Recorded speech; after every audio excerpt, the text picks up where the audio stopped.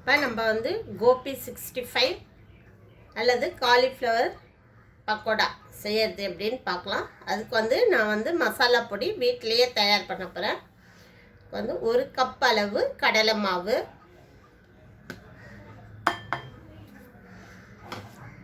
1/2 cup அளவு அரிசி மாவு,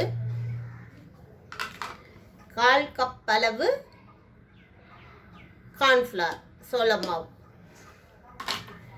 அது கூட வந்து நம்ம காஷ்மீரி சில்லி பவுடர் 1 டீஸ்பூன், காரம் அதிகமாக வேணுன்றவங்க அதிகமாக போட்டுக்கலாம்.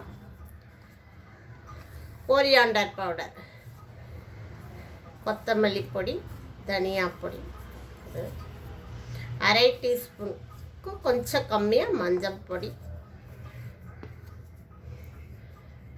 கரம் மசாலா பொடி 1 டீஸ்பூன், ஜீரகப்பொடி 1/2 டீஸ்பூன்.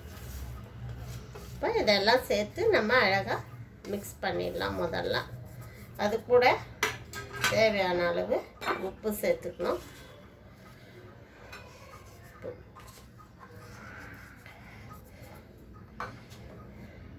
உப்பு சேர்த்து பொடி, இந்த பொடி வந்து நம்ம அதிகமாக பண்ணிக்கிறோம்.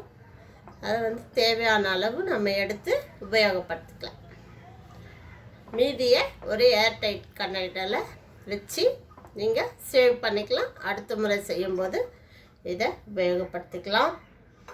இது ஒன்லி ஃபார் கோபி மஞ்சூரியன் இல்லை, எல்லா பஜ்ஜி, போண்டா, எது வாழைக்காய் பஜ்ஜி, உருளைக்கிழங்கு பஜ்ஜி, நீங்கள் எது போட்டாலும் அதுக்கு இதை யூஸ் பண்ணிக்கலாம்.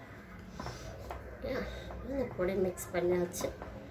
கலர்லாம் நான் போட மாட்டேன், அப்படியே தான் யூஸ் பண்ணுறேன்.